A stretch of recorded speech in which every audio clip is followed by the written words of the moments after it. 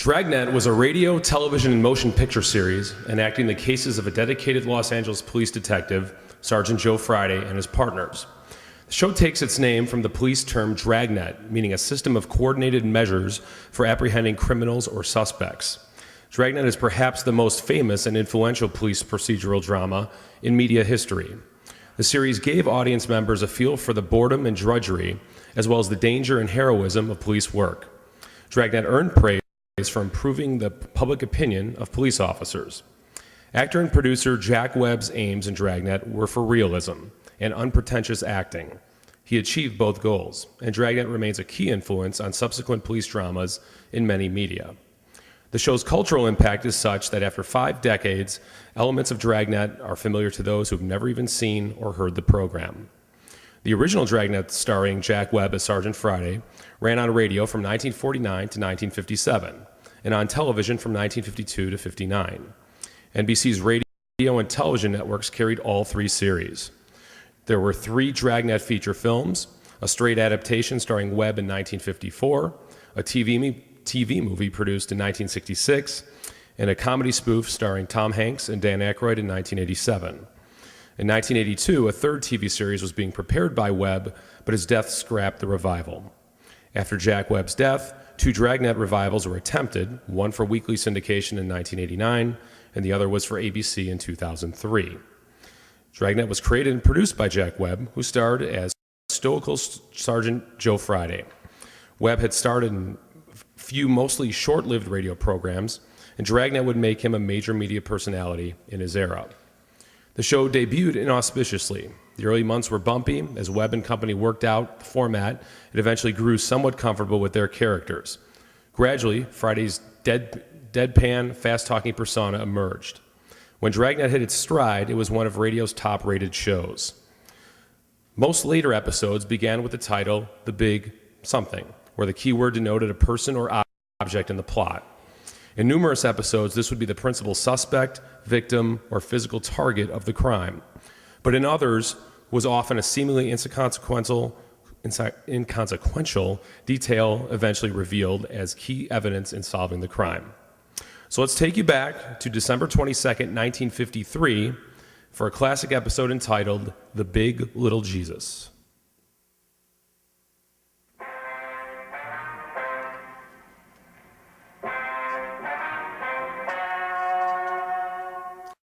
Ladies and gentlemen, the story you are about to hear is true.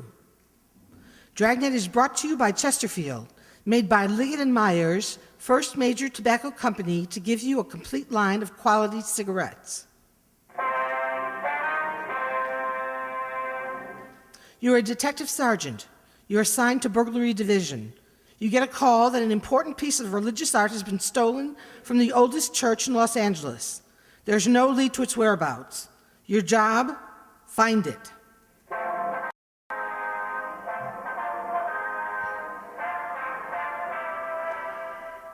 DRAGNET, the documented drama of an actual crime. For the next 30 minutes, in cooperation with the Los Angeles Police Department, you will travel step by step on the side of the law through an actual case from official police files. From beginning to end, from crime to punishment, DRAGNET is the story of your police force in action.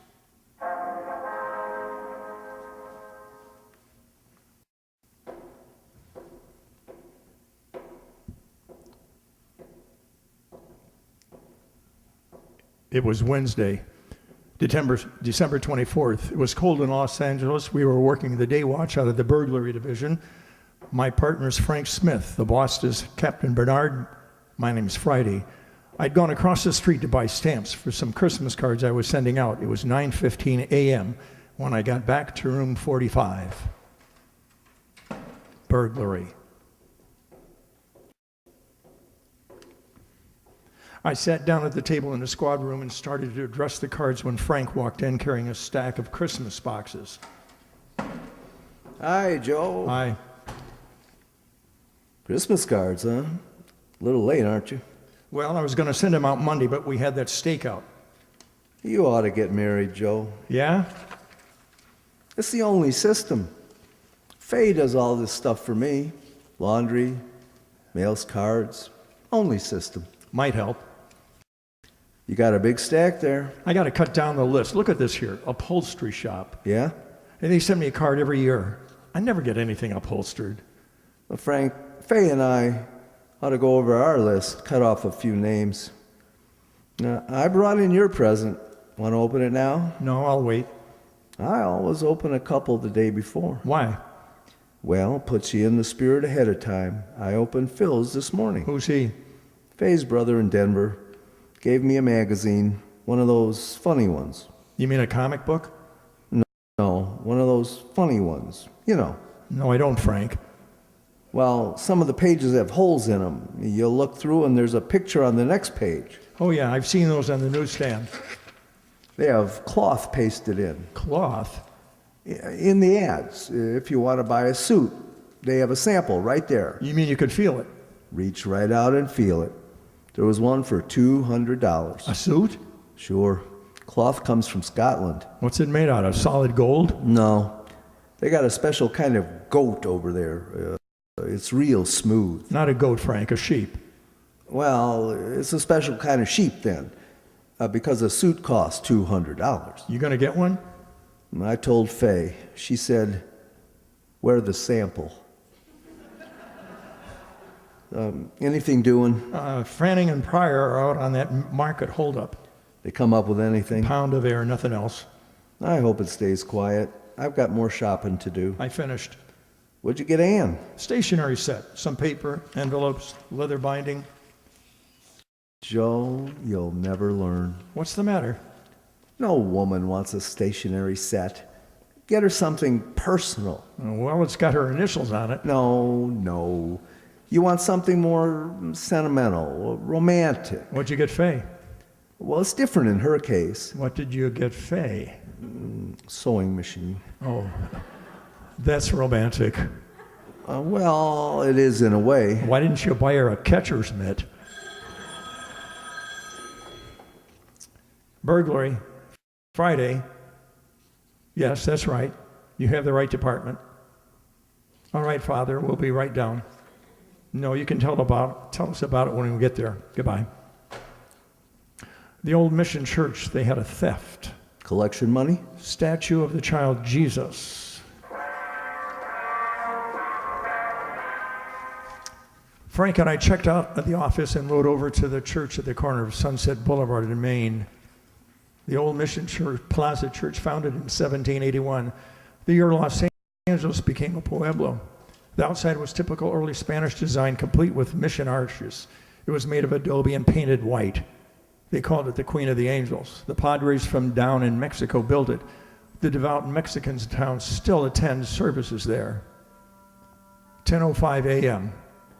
Frank and I crossed through the courtyard. Used to be the old stable, but the Spanish priests changed it all when it became a mission. Stonemasons paved the stable floor and made it into a courtyard. They planted grapevines, trees, flowers.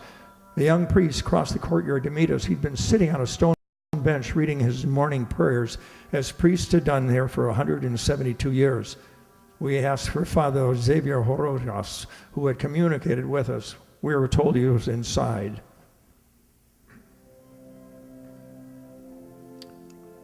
We entered a side door. The church seemed to glow with the hundreds of votive candles flickering on both sides of the altar and in the shrines throughout the church. It was empty except for a few people praying. Surrounding the main altar were several old oil paintings and gold frames. The air was heavy with the scent of Advent flowers. We found Father Rojas up near the sanctuary looking at the nativity scene.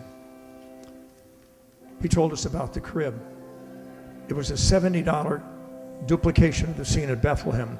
The parishioners had taken up a collection for it 31 years ago. It was put up every year on December 22nd and taken down after the holy season. It was beautiful, except that one of the shepherds had lost an arm, the sheep was old and cracked, and the infant Jesus was missing. Father Rojas led us back into the sacristy.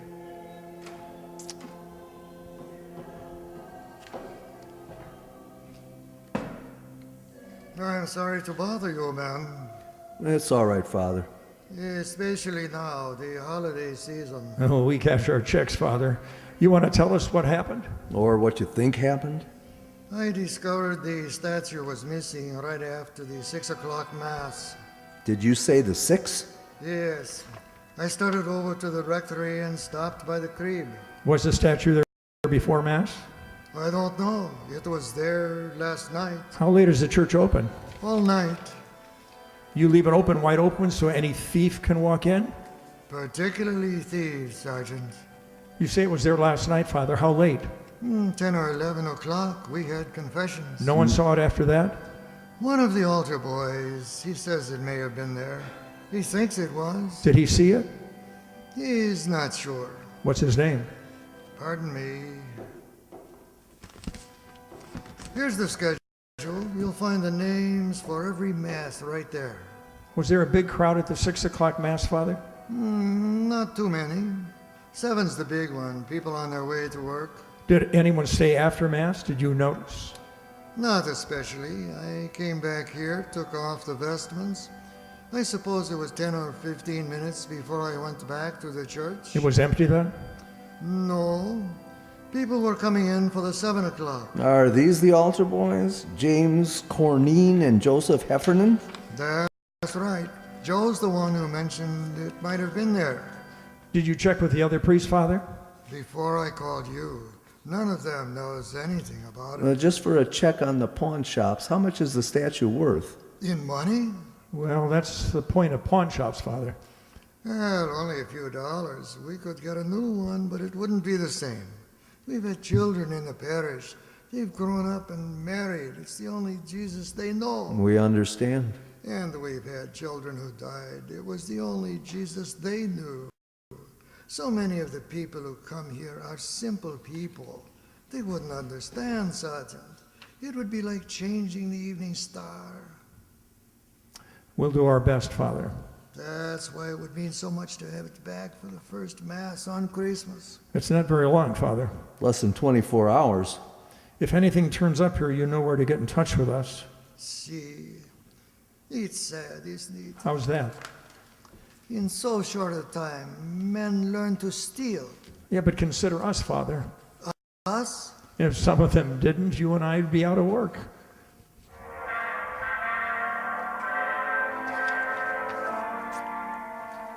"10:50 a.m. We notified pawn shop detail. Frank and I checked out the two altar boys. The first one, James Cornier, said he knew nothing about the missing statue. The second one, Joseph Heffernan, was not at home. His father said he had a part-time job, but he'd have to get in touch with us right after lunch. By 11:30 a.m., we'd run out of book procedure. We had a man to find. Our only clue, he'd been to church. 11:33 a.m., we checked the phone book for the names of religious stores in the area. 2 of them are closed. We tried the third. When we got there, the only person in the store was an elderly woman sitting by a table. In front of her was a large, beautifully carved chess set.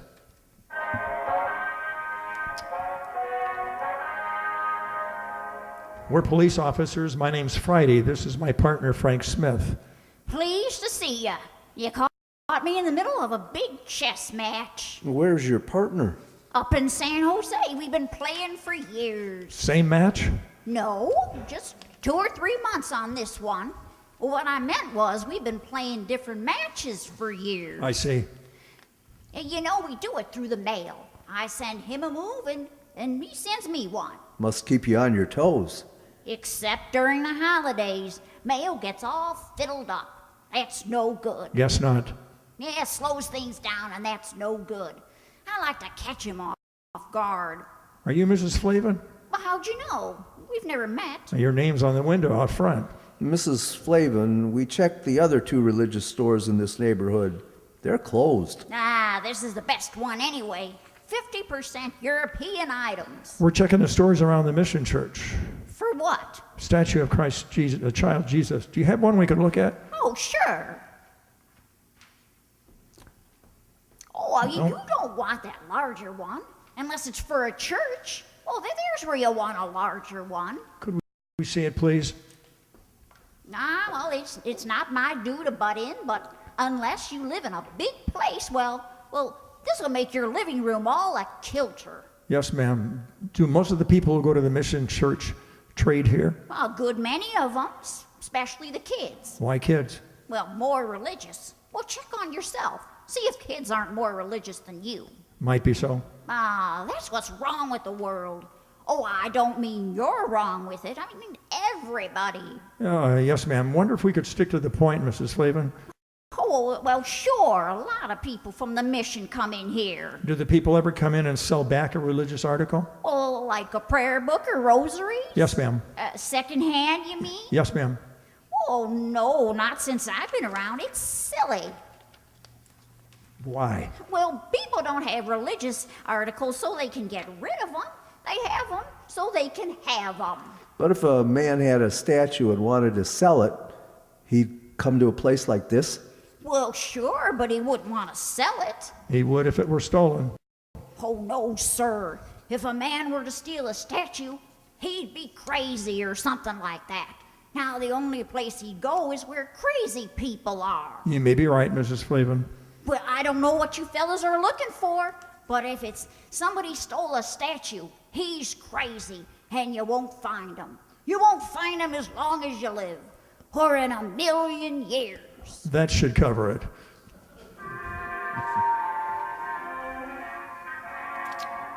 We checked religious stores out as far as Van Nuys. We asked the same questions. The owners gave us the same answers, but none of them were as encouraging as Mrs. Flavin. Frank and I had lunch and reported back to the office. It was 1:30 p.m. when we started into the squad room. The captain was just coming out.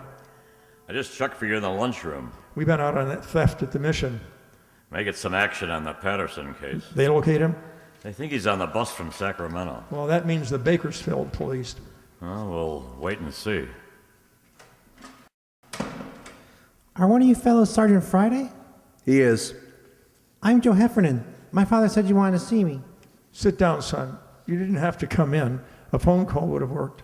My father said get on over. He says any kid that uses a phone is lazy. We want to ask you about this morning. You serve 6 o'clock mass? Yes, sir. I'm senior boy, so I get the 6. You're senior and you take the early trick? Yes, sir. That way, if you receive communion, you get to have breakfast sooner. Father Rose says that you think the statue was there before mass. I didn't look, but I have a feeling it was there. A feeling? You know how you have a feeling about something, but you're not sure. Did you stay around long after mass? I put out the candles and I hung up my surplice. How long did that take? About 5 minutes, maybe. Did any of the people at the mass stay on? Some always do, especially ladies. Oh, Maybe they don't finish on time or they start new prayers. I don't know. So when you left, there were still some women there? No, sir. That was at first. After I went to the sacristy, there was only this one man. what man? He comes to the 6 o'clock all the time. Do you know his name? No, sir, but he works down on Olive. You know, the paint shop where they paint signs? Could you describe him? Sort of medium. He was wearing a suit that didn't match. Didn't match? You know, different pants than the coat. How about his age? Oh, he's pretty old. Take a guess. About 40, maybe. There's nothing particular about him. Then why'd you notice him? I've seen him before. And that bundle, I guess. The bundle? Out in front. I saw him when he was coming out. He had this bundle. He almost dropped it. How large a bundle? It's hard to say. Come on, son. Was it large or small? The size of the statue? About that big. Yes, sir.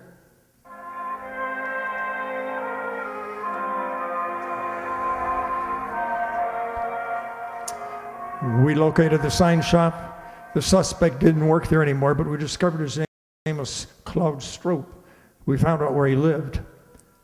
2:25 p.m. we arrived there. It was a hotel for men, mostly old men, mostly down and outers. It was called the Golden Dream. Police officers were looking for Claude Stroop. Hope Claude didn't get in any trouble. So do we. Is he in? No, he's got room 307. You can check it if you like. We'll take your word. Were you on this morning? Did you have the early shift? Oh, we don't have shifts. My uncle owns the place. I'm the shift. Did Stroop spend last night here? Came in almost 11. Did he leave this morning? When? Around 6, maybe before. Did he come back after? 8 o'clock or so, then left. Supposed to be back at 10, then pulls this trick. What trick? Our program. He knows the other fellas need him. Program? Here at the hotel, every Christmas we have a program. Put up a tree and sing. They're mostly old fellas. Singing like that makes them remember back when they were kids. Then Jimmy Finn comes on. Jimmy Finn? He shares number 409. His family once had a lot of money, so he tells the fellas about it. Stories about Christmas, how they had this big log, and his grandfather used to start it up. And after dinner, everybody turned over his plate, and there's underneath was a $20 gold piece, brand new one. When Strope came in this morning, did he have a bundle? I didn't see him come in. You said you saw him. I saw him go out after, but not come in. When was that? 8. If you want to look for a bundle, I could give you his key. We don't have a warrant. It's all right. I know about police. It's all right with me. It's not with us. I didn't mean that. I just meant it was all right with me.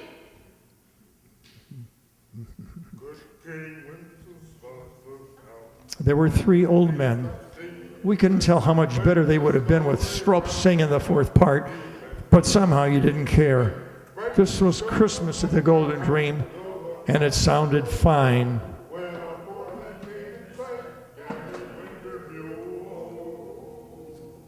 This is the last rehearsal. They got most of the songs down pat. Sounds pretty good. Yeah, that's why it's a shame Claude isn't here. His tenor, and they need him to make it sound just right. Does Strope have a job? No, sir. He used to have jobs. Not much lately, though. Did he say where he was going? No, he shouldn't have. The fellers need him. And when he comes in, will you call us? Sure. And not say anything to him. That's right. I hope it's nothing serious for Claude. A fellow's troubles ought to be over. Troubles? Way back. It wouldn't count now. Tell us anyway. I don't know much about it. As much as you know. Now, come on. It was something back where he used to live, and he robbed somebody or something. What else? That's all. It was a long time ago, a way far back. But he forgot it all, the robbing and everything. No, not quite. He remembered it this morning.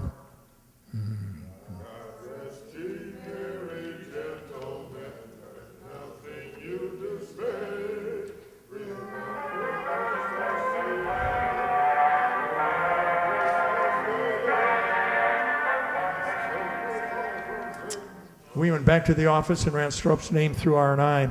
If he'd been booked anywhere, we had no record of it, at least not under that name. At 4:15 p.m., Pawn Shop Depot reported back no object resembling the statue of the child Jesus had been turned in. 4:18, I hung up the phone.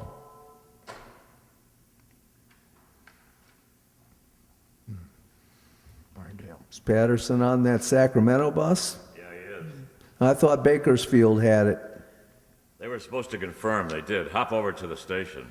What about Fanning and Pryor? Well, they're still out. Well, they'll be back soon. When's the bus arrive? 6 o'clock.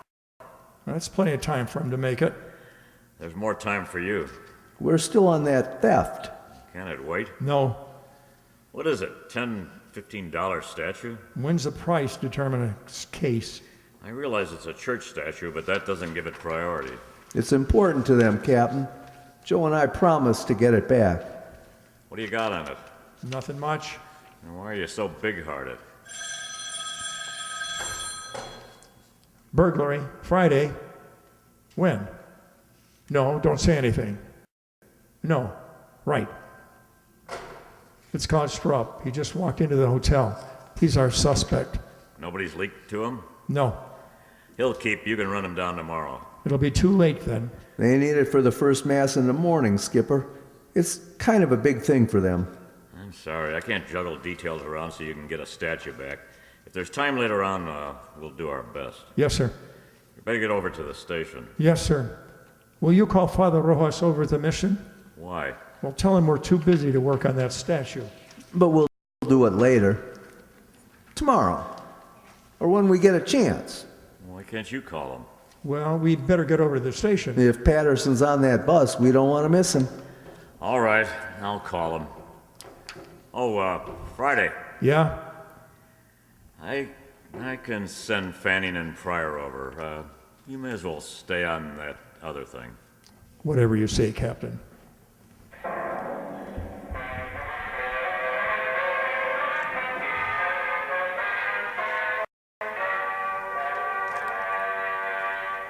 You are listening to DRAGNET, the authentic story of your police force in action. There are good reasons why thousands of people are changing to Chesterfield every day. Why Chesterfield is the largest selling two-way cigarette in America. Why Chesterfield is best for me and best for you. People these days want facts. When you want people to use your product, you have to tell them what effect it has on people who do use it regularly. That's why a doctor has examined for almost 2 years a large group of Chesterfield smokers. 45% of them have, on the average, been smoking Chesterfields for well over 10 years. What is the effect on these people from smoking Chesterfield? No adverse effects. To the nose, throat, and sinuses, says the doctor. Consider Chesterfield's records with these smokers, with millions of other smokers throughout America. Another good reason for you to change to Chesterfield, regular or king-sized. Chesterfield is best for me, best for you.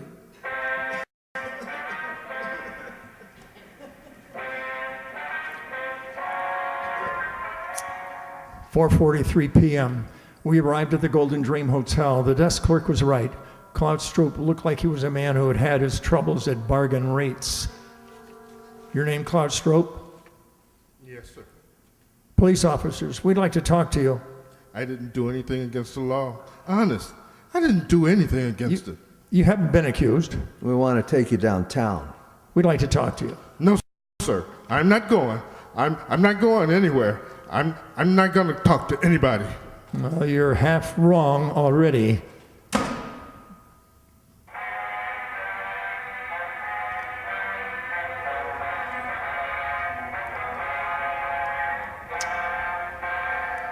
"5:15 p.m. We returned Strop for interrogation. He kept his word. He refused to talk. 6:05 p.m. Frank called Faye, told her he'd be a little late. Strop didn't move for a whole hour. He just sat and stared, but he didn't talk. 6:40 p.m. We got a final report from Pawn Shop Detail. The shops were closed. There was no statue. Strop still hadn't talked. Don't you ever want to go home, Strop? If I was to talk, you wouldn't let me go. Oh, it depends on what you say. I'd say it wrong and I wouldn't get home. Well, you won't this way either. I'd like to go. You can bet on that. This is the 7th year we had the program, and I never missed a one. Not a single one. And why don't you tell us what happened, Strop? How would I know? You'd let me go. You wouldn't. I might as well. Anyway. All right, what happened from Mass on? Well, there was Mass. I came out and started down toward the hotel. Back up. I left my stuff at the hotel, then I picked up George's car. I didn't steal it. He said I could have it at any time I wanted. Only this time, I didn't ask him. I took it, and I started out. I should have asked, but I just didn't. I went over to Grand Avenue for the Christmas bulbs where this fellow sells them secondhand. It was coming out of the lot that I did it. Yeah? The bumper must have caught the other car. It didn't leave too big a dent, but there was this long scratch. I got out and tried to wipe it off with my handkerchief. You know, spit on it like. Only it didn't do no good. I didn't think anybody saw. I don't know how you fellows found out about it. I'll check auto records. Right. Strop, we didn't bring you down here to talk about that. You didn't? No, there's a statue missing from the church. A statue of the child Jesus. You mean I took it? You took a bundle out of church. Yes, sir. That was my other pants for the program tonight. I had a pleat sewed up and there was a button off. You can check. But I wouldn't take a statue. I don't think you would either. He's cleared auto records. Go on home. For the program? You mean it's all right? Good night, Strop. Good night. Merry Christmas.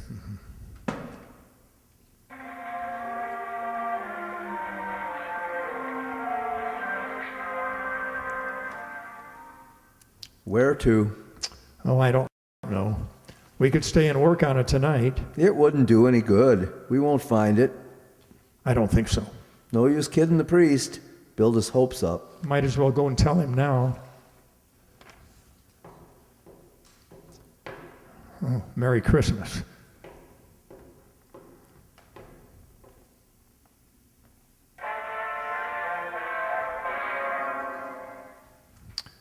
"7:27 p.m. We found Father Rojas. Frank told him how it was that we couldn't get the statue back by morning, but that we'd keep trying during the week. He said he understood, and we told him we had to go on. As Frank and I started to leave, the door at the main entrance to the church opened.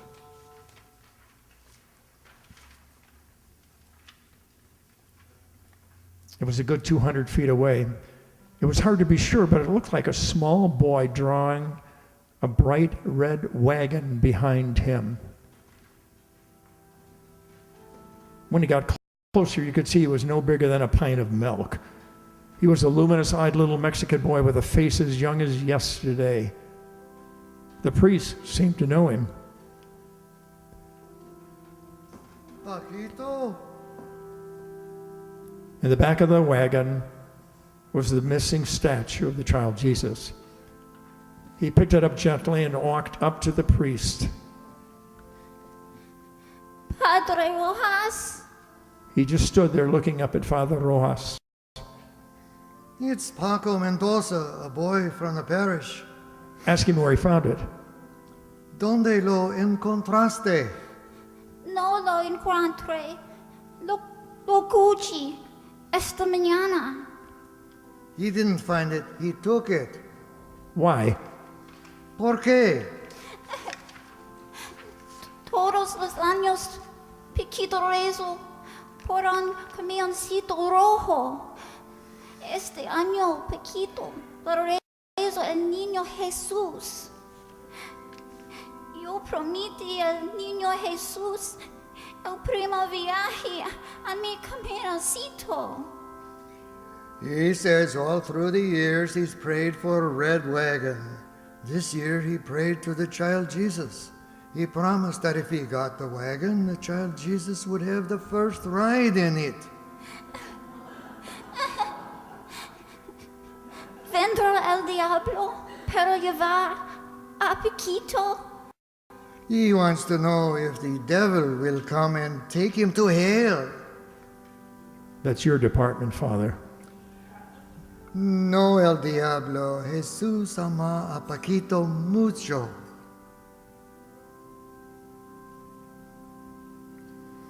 We crossed over to the sanctuary. With help of Father Rojas, the young boy replaced the infant Jesus in its rightful place, the crib in the nativity scene. Frank and I could have been wrong, but the small plaster statue seemed to approve. Mary, Joseph, the wise men, Gaspar, Melchior, Belshazzar, the old shepherd, the young shepherd, the peasant, they all seemed to approve.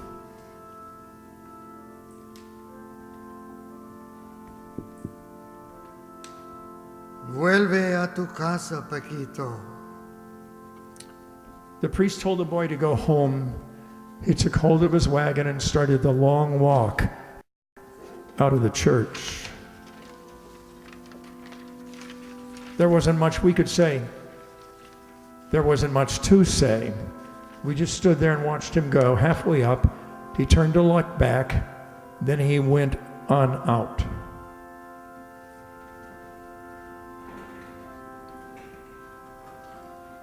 I don't understand how he got that wagon today. Don't kids wait for Santa Claus anymore?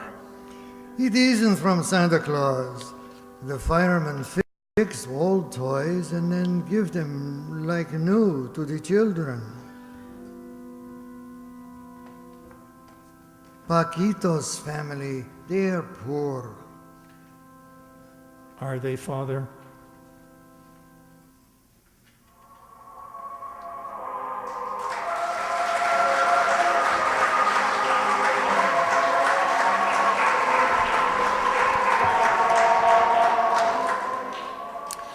The story you have just heard is true. The names and locations were changed to protect the innocent. This is NBC, the National Broadcasting Company.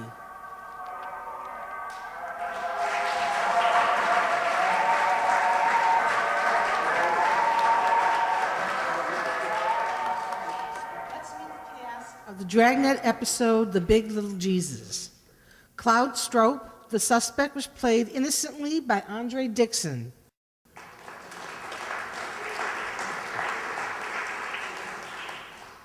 Joe Heffernan, the altar boy, was played by Marty McNulty.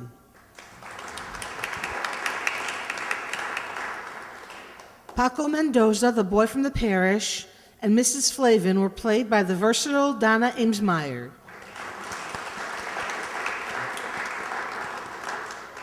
The tough desk clerk at the hotel was Nell Brennan.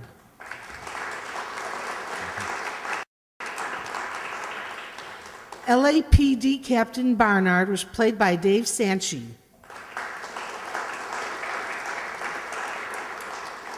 Father Rojas, the calm and settling priest, was Herb Thompson. Frank Smith, Friday's partner, was Jay Summerfield.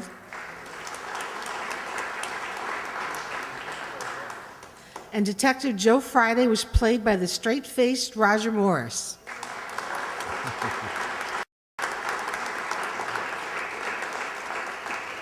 And your announcer was yours truly, Sue Gadzinski.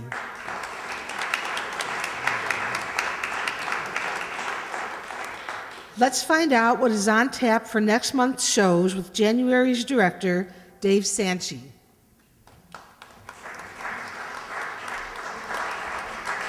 Next month, we have a couple really good shows for you. We're going to start off with a thriller, the first nighter program called The Chinese Gong. So we'll start the new year, right, with a bang, or a gong at least, with that one. Then we'll follow up, as I always say, let's always finish with a comedy. So we're going to have My Friend Irma, and that'll be The Boss Buys a Racehorse. It's a very funny story, and I'm sure you'll all enjoy it. So that'll be in January, hoping to see you all here. Now here's John.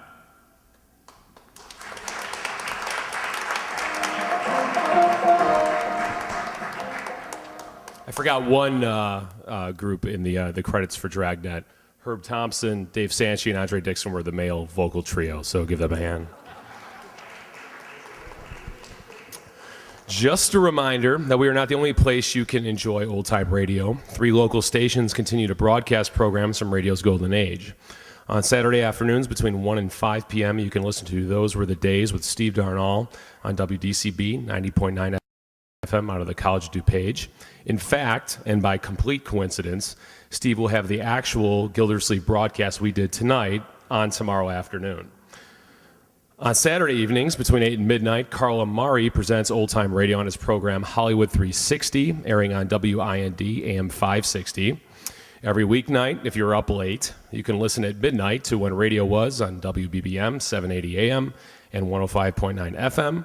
And if you have satellite radio, you can listen to old-time radio 24 hours a day on SiriusXM Radio Classics Channel 82.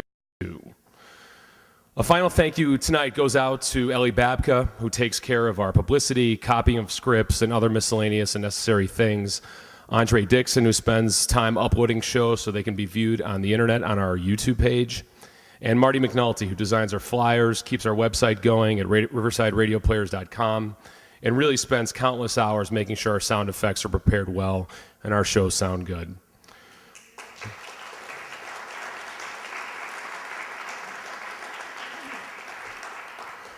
Let me also thank my technical partner, who often is called upon to do more than he signed up for, and he certainly did tonight, and that's Lorenzo Cordova.